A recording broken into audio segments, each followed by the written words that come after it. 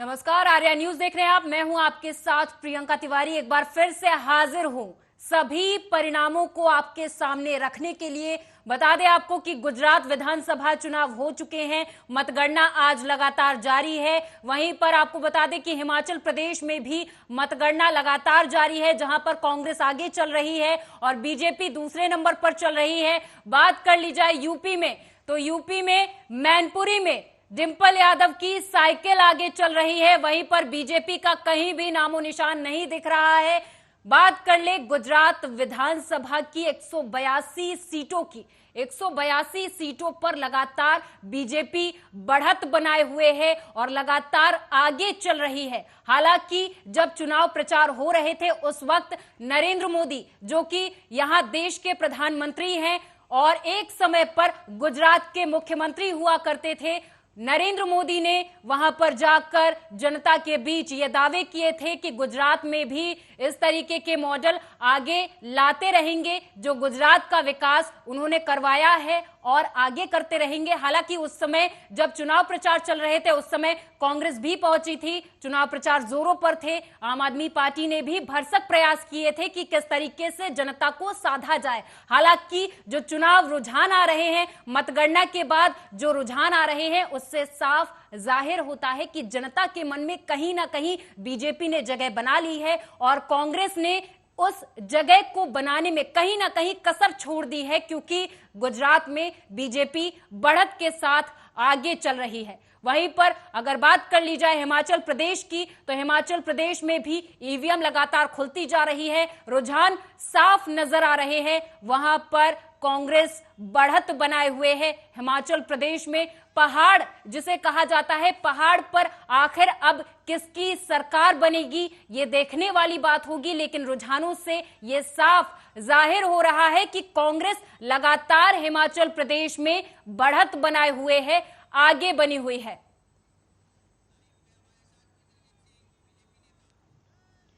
और इसी मुद्दे पर हमारे साथ अधिक चर्चा के लिए जुड़ चुके हैं बीजेपी नेता इंद्रजीत सिंह।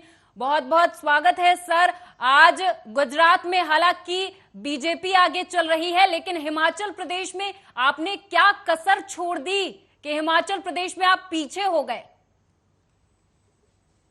देखिए, हिमाचल प्रदेश का ये असूल रहा है, जब से ये मतलब कि जो सिलसिला शुरू हुआ है गवर्नमेंट बनाने का, तो वो हमेशा ही हिमाचल वाले 5 साल दूसरे मौका देते हैं, 5 साल दूसरे को मौका देते हैं। बिल्कुल। एक बार सबसे पहले मैं सभी हमारे जो अतिथि हैं, जो हमारे साथ सहयोगी जुड़े हैं, सभी का स्वागत कर लेना चाहती हूं। सबसे पहले हमारे सहयोगी शुभम तिवारी हमारे साथ जुड़ चुके हैं। हमारे साथ फोन लाइन पर कांग्रेस नेता जुड़ चुके हैं और बीजेपी नेता आप जुड़ चुके हैं, इंद्रजीत सिंह। सर, सबसे पहले मैं आपके पास जाना चाहूंगी, क्योंकि बीजेपी जहां पर गुजरात में जीत हासिल कर रही है, वहीं पर अगर बात कर ली जाए हिमाचल प्रदेश की, तो हिमाचल प्रदेश में काफी अंतर से पीछे नजर आ रही है बीजेपी। आखिर ऐसा क्यों? नहीं, देखिए, अभी पीछे तो कुछ नहीं है। अभी 9 सीटों पे चल रहा है, अभी कुछ भी हो सकता है। अभी रिजल्ट बिल्कुल सामने नहीं आए हैं, तो अभी काउंटिंग चल रही है। बाकी रहेगी गुजरात की बात। देखिए, गुजरात में मोदी जी ने इतना काम किया है, जब वो 15 साल से चीफ मिनिस्टर भी रहे हैं वहां पे, तो उन्होंने उस स्टेट को एक जहां बिल्कुल बैकवर्ड स्टेट था, उसको लाके आज हिंदुस्तान का बेस्ट स्टेट वो कर दिया है। तो मैं यही कहूंगा कि देखिए, बाकी रह गई बात हिमाचल की।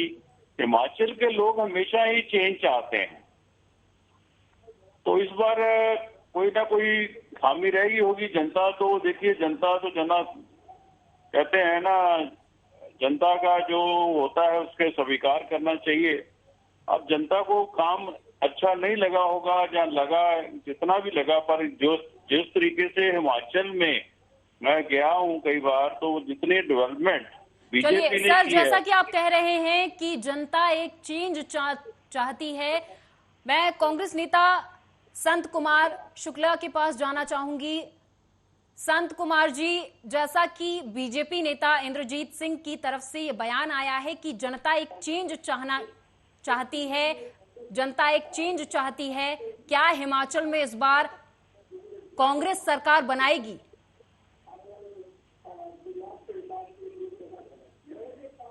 मैं प्रवक्ता भारतीय जनता पार्टी इंद्रजीत का भी स्वागत करता हूं। इन्होंने पहले ही हौसले खत्म कर दिए हैं, हॉस्टाइल हो चुका है। इन्होंने कहा कि हिमाचल की जनता हमेशा 5 वर्ष में बदलाव चाहती है, तो इनको चुनाव लड़ना ही नहीं चाहिए था, वैसे वॉकआउट दे देना चाहिए था। इस चीज को, ये तथ्य को छुपा रहे हैं कि वहां एंटी इनकम वैसी है। कांग्रेस के नेताओं ने बहुत तरह से चुनाव लड़ा, आज कांग्रेस अपनी सरकार बनाने जा रही है, मुद्दों को लेकर के गई है। ऐसा नहीं है कि मुद्दे लेकर के नहीं गई है। ये हॉस्टाइल वाली बात नहीं करे, इन्होंने ये चुनाव फाइट किया है, इनके पास मुद्दा ही नहीं है। वहां पर आपके सोचो, देश की सबसे बड़ी पार्टी अपने आप को कहने वाली भारतीय जनता पार्टी, उनके राष्ट्रीय अध्यक्ष नड्डा जी के घर में गड्ढा कर रही है कांग्रेस।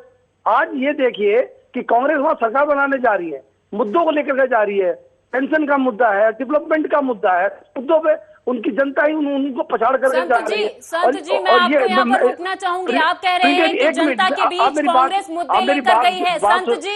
संत कुमार जी, मैं आपको रोकना चाहूंगी। आपने कहा कि कांग्रेस हिमाचल प्रदेश में जनता के बीच मुद्दे लेकर गई है, तो गुजरात में पीछे आप कैसे हो गए फिर?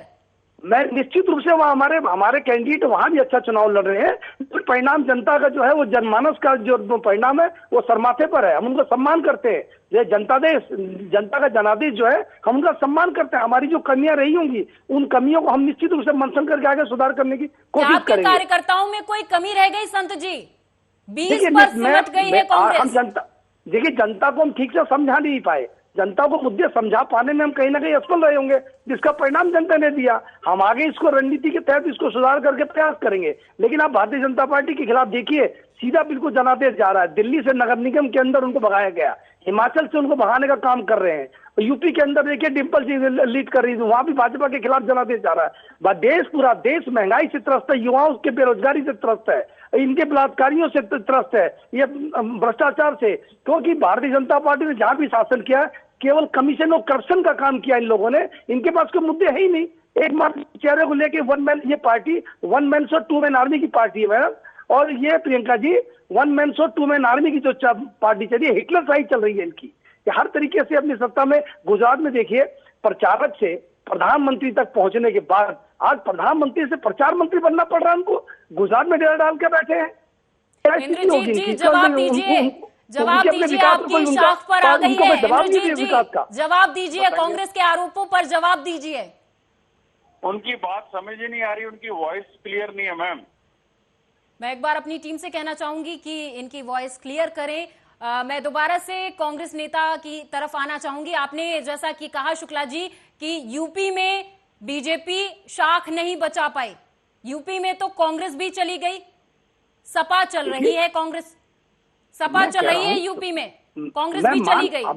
मैंने कहा ना जी, कांग्रेस ने की कुछ गलतियां की होंगी तो जनता ने उनको मैंडेट दिया, सत्ता से बाहर किया उनको। लेकिन आज जो हिटलर शाही वन मैन से टू मैन आर्मी की जो सरकार आ रही है, उनका सफाया देखिए ना अब कैसे होने जा रहा है। 1980 में ये पार्टी स्थापित हुई थी, इसके चुनाव लड़ा, इसके बाद में इनके 2 मेंबर ऑफ पार्लियामेंट होते थे। आज ये सरकार में आए, कितनी लंबी लड़ाई के बाद आए, मेहनत करने वाले को सफलता देती है। भारतवर्ष की जनता बहुत समझदार है और जनादेश का हमें सम्मान करना चाहिए। लेकिन अब भारतीय जनता पार्टी का सफाया होना शुरू हो गया। दिल्ली से निगम में सफाया हुआ, हिमाचल से जो उनका जनादेश आ रहा है, गुजरात में साबित होंगे तो अगली बार 24 के अंदर जो केंद्र में कांग्रेस पार्टी है या उनके समर्थक सरकार बनाएंगे, भारतीय जनता पार्टी का सुपड़ा साफ होने वाला है। इंद्रजीत जी, जवाब दीजिए, आपका सुपड़ा साफ हो जाएगा, कांग्रेस की तरफ से ये बयान आ रहा है। नहीं, सुपड़ा साफ तो देखिए कांग्रेस का होता जा रहा है। सुपड़ा साफ कैसे हो जाएगा? देखिए ना, अगर हम मुद्दों की बात करें या जो उसके तो मुद्दे जो इनके थे या इनकी जो थी, वो फिर गुजरात में क्यों नहीं चली? वो तो मैं पहले ही कह चुका हूं कि हिमाचल वाले हमेशा ही बदल बदल के, उनकी दस्तूर है ये हिमाचल वालों का।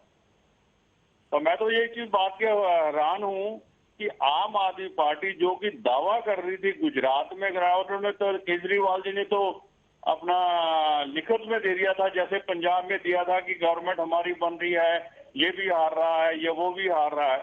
इन्होंने क्या सोच लिया कि गुजरात भी पंजाब की तरह ये ले जाएंगे। चलिए, आपने पंजाब की बात कर ली, आम आदमी पार्टी की बात कर ली। आपसे एक सवाल करना चाहूंगी कि कल जब एमसीडी के रिजल्ट आए थे उस समय मनोज तिवारी के ही गाने पर आम आदमी पार्टी के नेता कार्यकर्ता थिरकते हुए नजर आए थे। आपकी कहां चूक रह गई? कहां पे? दिल्ली में? जी बिल्कुल। दिल्ली में देखिए, इसमें जो बेशक पार्टी की बात हो, मैं इस बात पे डिनाई नहीं करता। आपको यहाँ पर रोकना चाहूंगी इंद्रजीत जी, और बीच बड़ी अपडेट मैनपुरी से इस बीच बड़ी अपडेट आपको बता रहे हैं। मैनपुरी से इस वक्त की बड़ी खबर, जहां पर डिंपल यादव 1.90 लाख वोटों से आगे चल रही है। 1,90,000 वोटों से डिंपल यादव आगे चल रही हैं। डिंपल यादव ने पिछले सभी रिकॉर्ड तोड़ दिए हैं। मैनपुरी में बहुत बड़ी जीत की तरफ पहुंच चुकी हैं डिंपल यादव। मुलायम सिंह यादव के पुत्र वधू और अखिलेश यादव की पत्नी डिंपल यादव 1,90,000 वोटों से आगे चल रही है।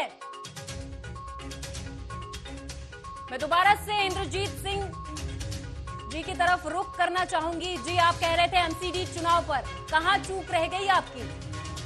देखिए, कहीं ना कहीं तो चूक रही है, तभी तो हम हारे हैं। पर ये है कि थोड़ा सा जिनकी जो वहां पे हमारे 7 एमपीज हैं, अब किसी न किसी इलाके में कुछ न कुछ एमपी ने काम कम किया होगा, कोई ना कोई चूक रही होगी। 15 सालों के राज में कई बार ये होता है, एक आदमी 15 साल से राज कर रहा है, काम कर रहा है, उसको कई बार काम अच्छा नहीं लगता। ऐसी बात नहीं है। जो देखिए, दो पहलवान जब दंगल में लड़ते हैं तो एक की जीत होती है, एक हारता है। तो इसमें कोई बड़ी बात नहीं है। कारपोरेशन के इलेक्शन है, कोई बड़ी बात नहीं है। अब देखिए 2024 में है, 2024 में हम दोबारा से गवर्नमेंट बनाएंगे सेंटर में, तो ये हार जीत तो लगी रहती है, इसमें कोई फर्क नहीं पड़ता। सवाल के साथ मैं अपने सहयोगी शुभम तिवारी के पास जाना चाहूंगी। शुभम जी, एमसीडी में बीजेपी हार चुकी है, गुजरात में बीजेपी जीत रही है, हिमाचल प्रदेश में बीजेपी दूसरे स्थान पर नजर आ रही है। इतना अंतर क्यों? क्या गुजरात की जनता बीजेपी को समझ रही है, बाकी जनता समझ नहीं पा रही? आप देखेंगे तो तीनों जगह की राजनीतिक परिस्थितियां अलग अलग हैं। एमसीडी चुनाव की अलग परिस्थितियां हैं, हिमाचल चुनाव की अलग परिस्थितियां हैं और गुजरात चुनाव की अलग परिस्थितियां हैं। तीनों परिस्थितियों में यह है कि गुजरात।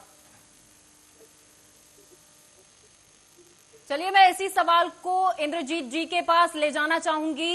इंद्रजीत जी, जैसा कि मैं आपसे पूछ रही थी, आपसे चर्चा कर रही थी इस मुद्दे पर कि गुजरात में बीजेपी भारी मतों से विजयी हो रही है, आगे बढ़ रही है विजय की ओर, वहीं हिमाचल प्रदेश में कहीं ना कहीं चूक जरूर रह गई। इंद्रजीत जी, आपसे जानना चाहूंगी कि आखिर 20 सालों का रिकॉर्ड तोड़ने की ओर है बीजेपी, लेकिन वहीं हिमाचल प्रदेश में क्या चूक रह गई आपसे? देखिए, एक चीज जब से मैं वॉच कर रहा हूं, रियलिटी तो ये है कि जहां पे राहुल गांधी जाते हैं तो वहां पे कांग्रेस को नुकसान होता है और बीजेपी को फायदा होता है, क्योंकि हमारे जितनी ही पब्लिसिटी राहुल गांधी जी करते हैं, मेरे ख्याल से मोदी जी की कोई नहीं करता। तो दूसरी देखिए, काम में कोई चूक नहीं हुई है, चूक नहीं है। हमारे सारे कार्यकर्ता ने, सभी ने चंगी मेहनत की है और अच्छा कोई ऐसे नहीं है कि सेकंड नंबर पे आ गई। 2, 4, 5 सीटें भी कोई बड़ी बात नहीं होती, ठीक है ना। तो ये तो चलता रहता है, इसमें कोई बड़ी बात नहीं है। अब देखिए, सेंटर में गवर्नमेंट हमारी है और स्टेट्स में आ रही है। एक दो में कांग्रेस को अगर थोड़ा सा अगर उनको ऑक्सीजन मिलती है तो इसमें क्या बुरी बात है। मरते हुए को थोड़ा सहारा तो चाहिए ही होता है, तो थोड़ा सहारा मिल गया है। बिल्कुल इसी जवाब के साथ मैं संत कुमार शुक्ला जी के पास जाना चाहूंगी, नेता है कांग्रेस के। आपसे कहा जा रहा है, आपके लिए कहा जा रहा है कि डूबते को सहारा दिया जा रहा है। हिमाचल प्रदेश में आपकी जीत पर यह कहा जा रहा है बीजेपी की तरफ से। इसका मतलब ये बीजेपी वाले जिता रहे हैं, इनसे बात करिए। क्या बीजेपी वाले हॉस्टाइल हो गए क्या? अपने हाथ खड़े कर दिए इन्होंने, केंद्र में सरकार अपने चुनाव नहीं लड़ेंगे हमारे खिलाफ। ये कांग्रेस पार्टी अपने दम पर चुनाव लड़ रही है, कार्यकर्ताओं के दम पर लड़ रही है, मुद्दों पे चुनाव लड़ रही है। जा रहा है शुक्ला जी, कहा तो ये भी जा रहा है कि जहां पर राहुल गांधी पहुंच जाते हैं वहां पर कांग्रेस हार जाती है। इस बात में कितनी सच्चाई? गुजरात कितनी बार गए हैं? गुजरात में यदि बीजेपी जीत रही है तो वहां राहुल जी जाके जिता रहे हैं इनको? ये सब इनकी मनगढ़ंत कहानियां होती है, कुछ भी बोल लेते हैं। इनको ये पता नहीं है हमारे प्रवक्ता महोदय को कि राहुल जी इस समय भारत जोड़ो जिस यात्रा पर चल रहे हैं, उनका लक्ष्य मिशन क्या है? इन लोगों के दिमाग में बातें दूसरी तरह की बात करके कंफ्यूज करके जनता के मुद्दों की बात है नहीं। इनके बाद देश के विकास के यदि इतने ही बड़े विकास किए थे, गुजरात के अंदर की मैं बात करता हूं जिसमें सत्ता में लौट रही है, विकास के मुद्दे के थे, क्यों प्रचारक से प्रधानमंत्री और प्रधानमंत्री से दोबारा प्रधानमंत्री बनना पड़ रहा है? लगातार वहां डेरा डाल के बैठे हुए। जी, जवाब तो आप दीजिए। गुजरात में इतने अंतर से आप आखिर पीछे क्यों? आपकी पार्टी इतने पीछे क्यों? 20 पर सिमट कर रह गई है कांग्रेस। देखिए, मैं आपको कह रहा हूं कि आगे चल रही है। शुक्ला जी, इस बात को क्यों नहीं स्वीकार कर रहे हैं आप? मैं कह रहा हूं प्रियंका जी कि जो सम्मानित मतदाता उनका हम सम्मान कर रहे हैं, क्योंकि जो निर्णायक भूमिका वो निभाते हैं। हमने अपना काम किया, हमने चुनाव लड़ा। आपकी कहाँ चूक रह गई? क्या कार्यकर्ताओं ने उतना अच्छा काम नहीं किया? शुक्ला जी, हमारी जनता को हम समझाने में नाकामयाब रहे। अपने मुद्दों को हम जिस प्रकार से, अभी मोरे भी इतना बड़ा मुद्दा हुआ, इतना बड़ा भ्रष्टाचार हुआ, साफ निकल करके आया मुद्दा, इतनी आवाज उठाई हमने, लेकिन वहां उसको किस प्रकार से कोई इंक्वायरी, कोई कंडक्ट नहीं। मुद्दे बोल, कोरोना के अंदर क्या स्थिति रही वहां पे कि क्या देश के अंदर आज पीएम फंड बनाया गया जिसकी कोई जांच नहीं। दुनिया भर के देश के अंदर मुद्दे रहे, लेकिन गुजरात की जनता है, सम्मानित जनता को जो आदेश लगा वो हमको दे रहे हैं, वो स्वीकार कर रहे हैं हम। लेकिन हमने चुनाव बहुत बढ़िया लड़ा, मुद्दों से लड़ा और इनको हर पॉइंट पे काउंटर किया, पूरी ताकत से लड़ा। बिल्कुल, आपने मुद्दों से चुनाव लड़ा। शायद इस वजह से ही गुजरात में कांग्रेस पीछे रह रही है और बीजेपी लीड कर रही है। 154 पर बीजेपी आगे है। और इसी सवाल के साथ मैं अपने सहयोगी शुभम तिवारी के पास दोबारा से जाना चाहूंगी। शुभम जी, 182 सीटों पर वोटों की गिनती लगातार, गुजरात विधानसभा की 182 सीटों पर वोटों की गिनती लगातार जारी है। बीजेपी सबसे आगे चल रही है, कांग्रेस दूसरे नंबर पर है। और आम आदमी पार्टी ने जो दावे किए थे, जो वादे किए थे, जो फ्री में योजनाओं की बात की थी, कहीं ना कहीं वो धूमिल होती हुई नजर आ रही हैं।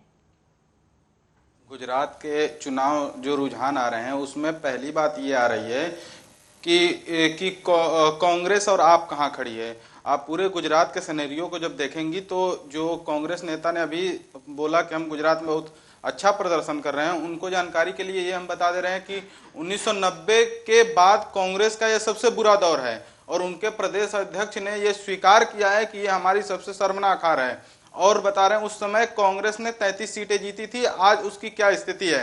और दूसरी बड़ी बात, सीटों वाइज आप देखेंगे तो कांग्रेस के जो गढ़ माने जाते थे, जहां कच्छ में 16 सीटों में 15 सीटों पे बीजेपी आगे चल रही है। और कच्छ के अलावा जो गिर सोमनाथ का इलाका है वहां भी 14 में से 13 सीटों पे बीजेपी आगे चल रही है। और अमौली का जो इलाका है वहां भी बीजेपी कांग्रेस से भारी है, जो कि इस सबसे बड़े जो 2002 के बाद जो पोलराइजेशन की राजनीति हुई, जहां से उदय हुआ मोदी जी का, उस दौर में भी कांग्रेस अपने किला बचाने में कामयाब रही, लेकिन वो सारे किले धराशायी हो गए। तो ये कांग्रेस की क्या रणनीति है, ये तो उसका जवाब उनको देना पड़ेगा। और दूसरी बड़ी बात आम आदमी पार्टी के लिए, कि आम आदमी पार्टी को कहा जाता था कि वो जो सेंट्रल गुजरात का हिस्सा है, वो अहमदाबाद का इलाका हो, चाहे राजकोट का इलाका हो, चाहे सूरत का इलाका हो, इन राज्यों में वो बेहतर प्रदर्शन करेगी क्योंकि वो सारी मिजाज से निकल के आई है। लेकिन उसका भी मुकाबला इस समय पूरी तरीके से कहीं भी किसी सीटों पे वो बीजेपी को टक्कर देती नहीं नजर आ रही है। तो सबसे बड़ी बात कांग्रेस के लिए ये है कि वो कह रहे हैं कि हमने जनता को दिया, हमने जनता को समझाने की कोशिश की, हम मतलब मुद्दों की राजनीति किए। आप मुद्दों की कैसी राजनीति किए? मोरवी को आप इतना बड़ा हादसा बता रहे हैं और वहां बीजेपी सुबह से पहले नंबर पे चल रही है, तो हम कैसे मान ले इस चीज को कि नहीं आपने जनता को मुद्दा बताया, मोरवी हादसा? वो तो आप कह रहे हैं ना, जनता ने तो उस मुद्दे को नकार दिया और बीजेपी ने उसको टिकट दिया जो प्रत्याशी उस नदी में कूदा था वो शुरुआत से आगे चल रहा है।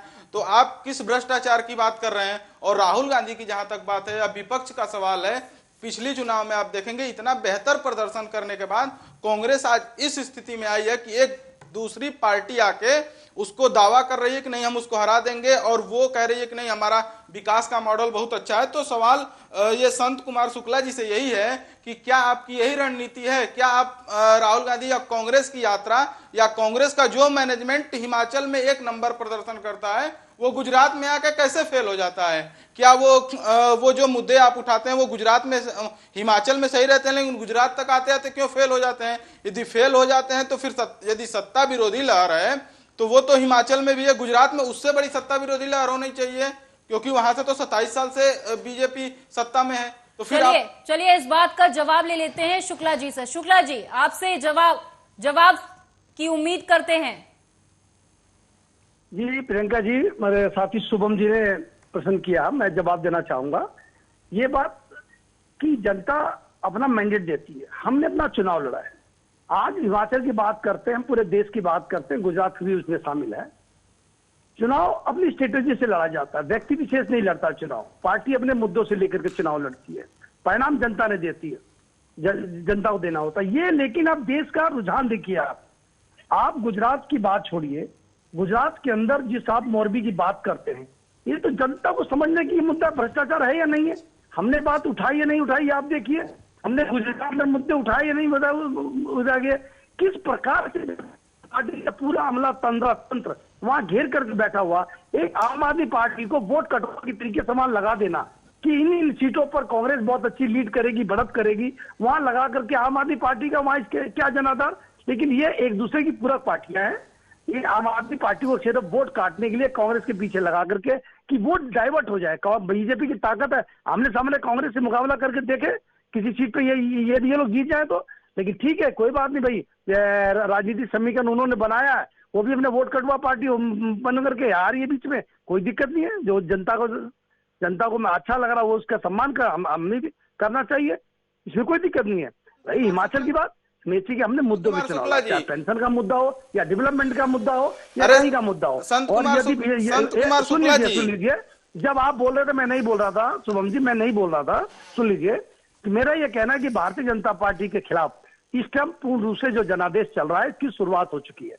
15 साल के अंदर करप्शन और कमीशन की राजनीति करने वाले दिल्ली नगर निगम के अंदर आज सत्ता से बाहर हुए।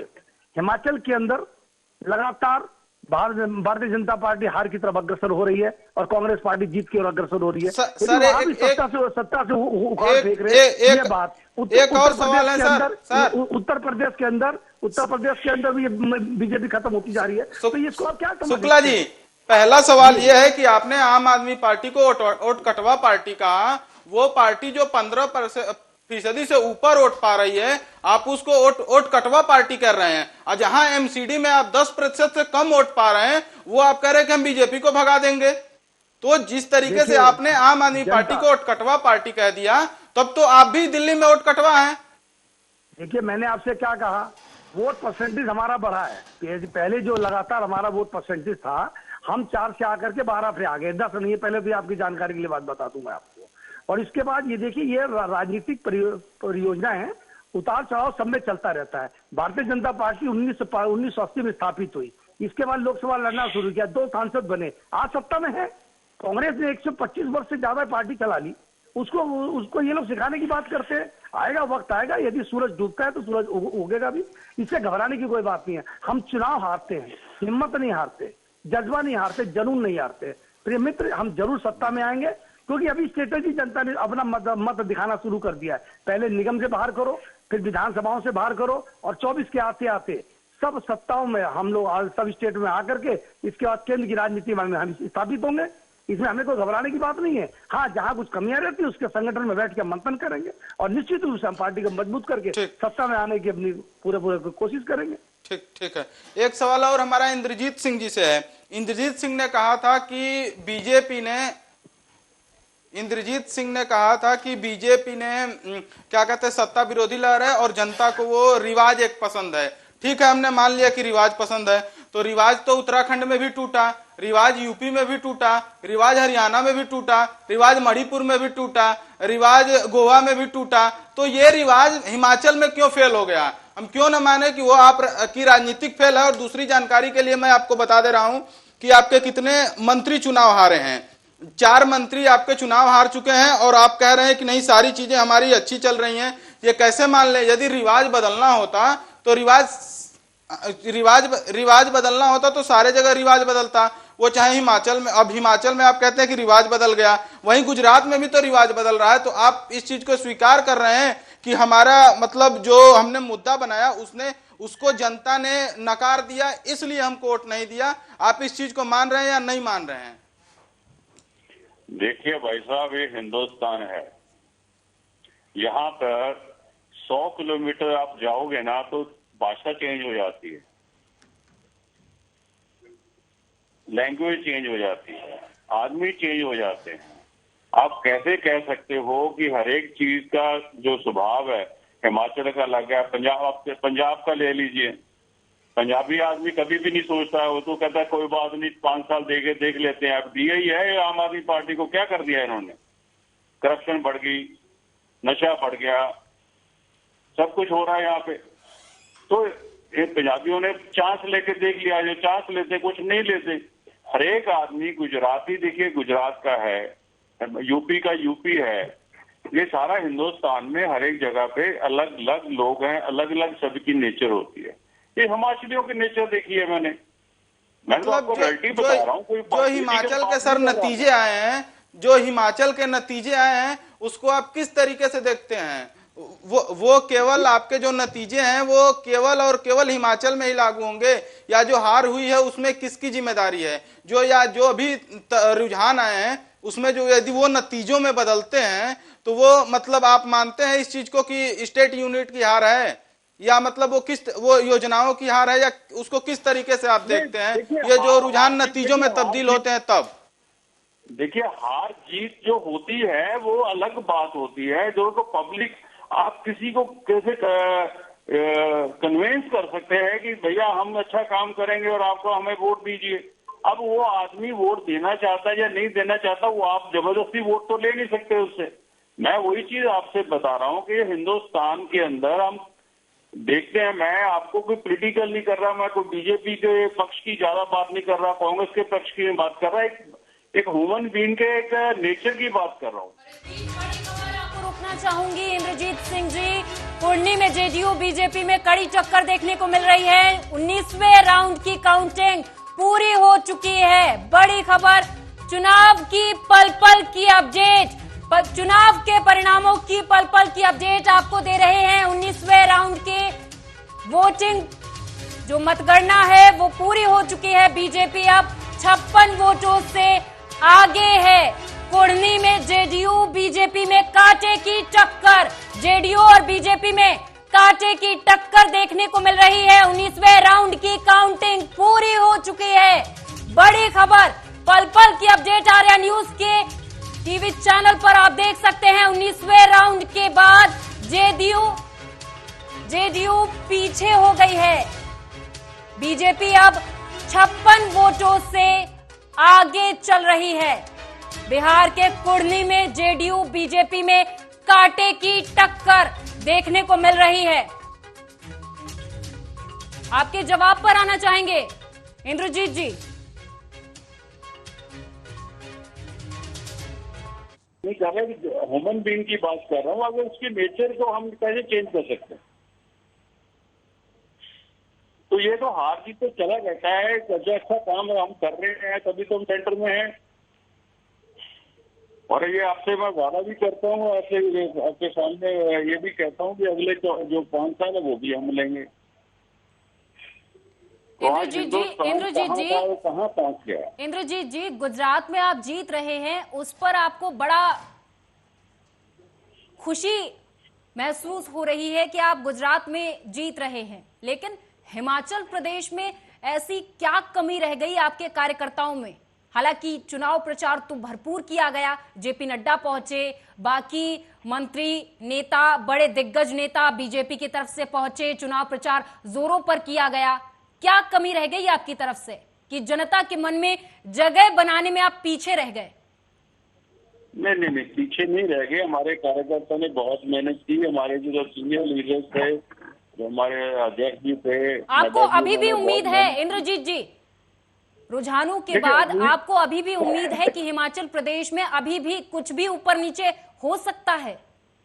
बिल्कुल, आदमी उम्मीद के ऊपर है, कुछ भी हो सकता है, लास्ट मोमेंट पे कुछ भी हो सकता है। इतने बड़े कोई बात अंतर के तो बाद कांग्रेस भी बनते इंद्रजीत बनते रह जी, जाती है। इतने बड़े अंतर के बाद भी जहां पर कांग्रेस बहुमत से आगे चल रही है।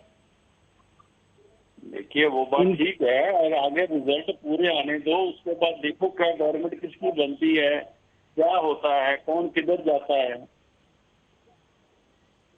मैं शुक्ला जी के पास आना चाहूंगी। शुक्ला जी जवाब दें।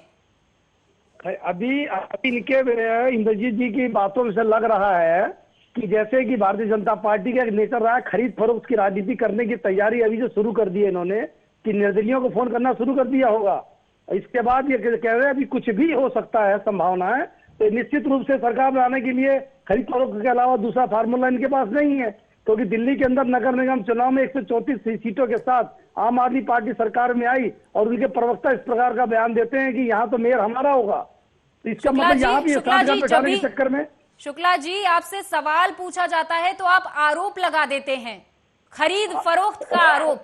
आपके कौन से नेता को खरीद लिया बीजेपी ने? मैं बीजेपी की बात कर रही है, आपने देखा नहीं है कि मध्य प्रदेश की सरकार कैसे गिराई, महाराष्ट्र के अंदर सरकार कैसे गिराई, इनकी स्ट्रेटेजी देखिए ना आप। अभी कह रहे कुछ भी संभावना, हम निश्चित रूप से सरकार बना रहे हैं, हिमाचल के अंदर हमारी सरकार बनने जा रही है। किस आधार पे ये कह रहे कि मुद्दा गुजरात हिमाचल प्रदेश चुनाव का चल रहा है, आप कहां महाराष्ट्र में जा रहे हैं? मैं भारतीय जनता पार्टी की स्ट्रेटेजी बता रहा हूँ, महाराष्ट्र नहीं जा रहा हूँ मैं, कि भारतीय जनता पार्टी एक तरफ से हमारे कांग्रेस सरकार हिमाचल में बना रही है, और यहाँ कुछ भी करने की स्थिति में ये इनकी सोच कि भारतीय जनता पार्टी का एक नेचर है, स्ट्रेटेजी है कि सरकार हुकुम करके इनको कलेक्ट करना है। ये मैं आपको अवगत कराना चाहता हूँ प्रियंका जी। हम लोग निश्चित रूप से जहां हमारी सरकार नहीं बन रही है वहां हम सम्मानित मतदाताओं का सम्मान करते हैं, हम अपनी स्ट्रेटेजी में सुधार करके आगे निश्चित रूप से केंद्र में लौटने की बात करेंगे। संत कुमार जी, हमारा सवाल एक आपसे है। पहला सवाल आपने कहा कि मध्य प्रदेश में सरकार गिराई गई, ठीक है, हमने मान लिया मध्य प्रदेश में सरकार गिराई गई, लेकिन जो स्थितियां बनी वो 2 साल पहले से थी। मध्य प्रदेश में कांग्रेस 3-4 खेमों में बटी थी, लग रहा था कि सरकार अब गिरेगी, कब गिरेगी, लेकिन आप उन स्थितियों को नहीं भांप पाए।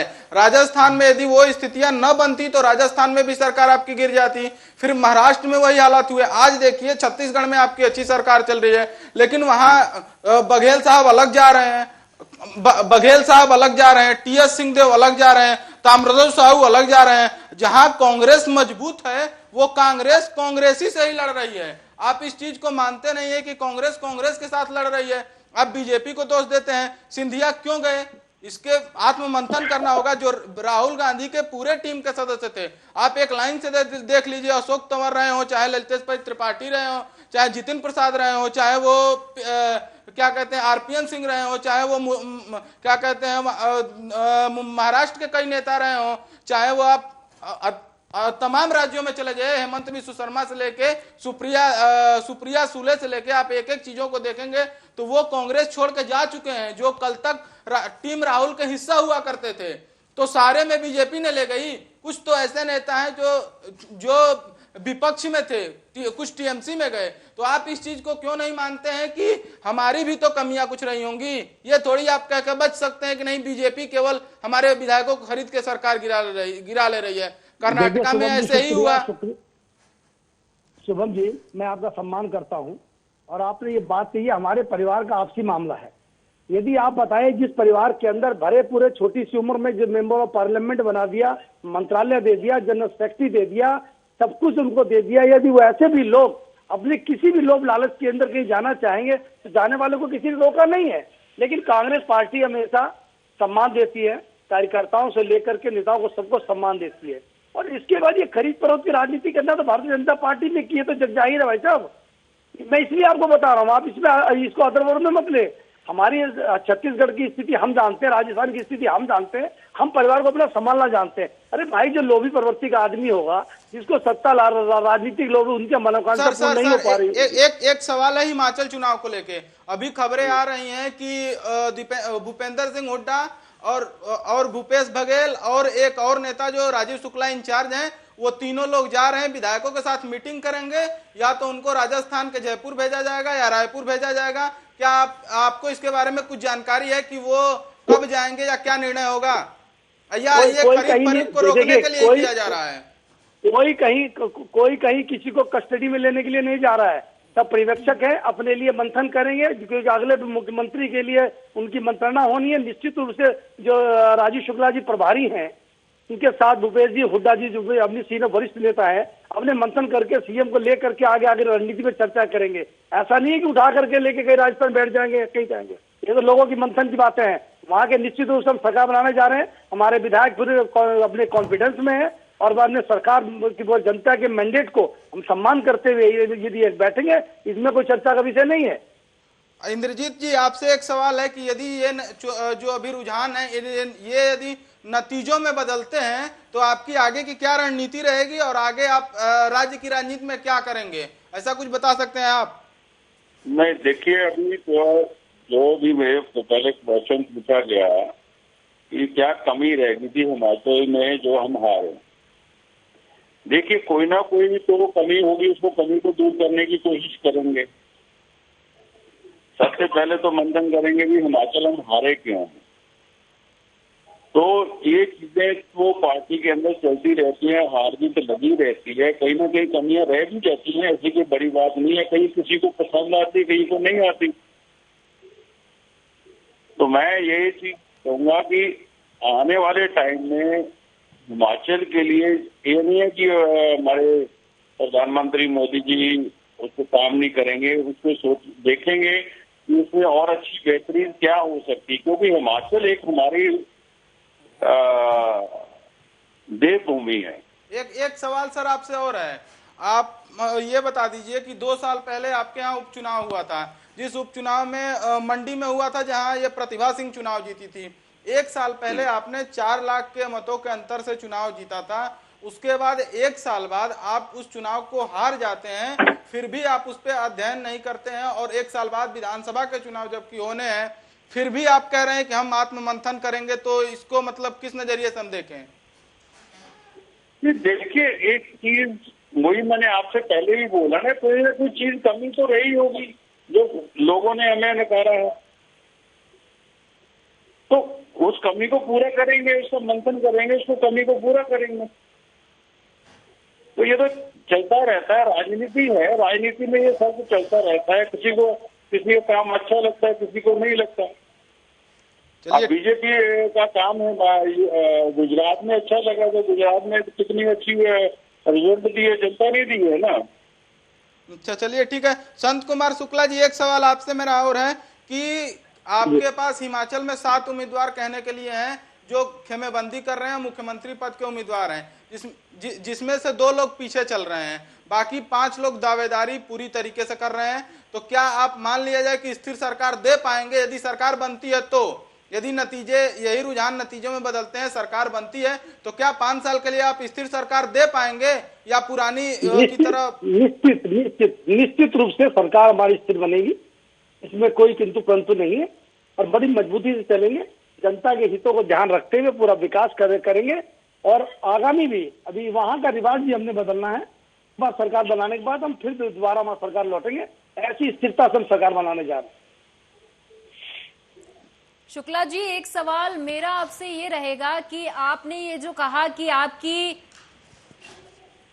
गुजरात में कार्यकर्ताओं की वजह से कहीं ना कहीं आप कार्यकर्ताओं का सम्मान करते हैं, लेकिन जनता के आदेश आपके सिर आंखों पर हिमाचल प्रदेश में आप जिस तरीके से बढ़त बनाए हुए हैं, आपकी पार्टी लगातार आगे जा रही है, बीजेपी पीछे चल रही है, तो सीएम फेस क्या होने वाला है हिमाचल प्रदेश में?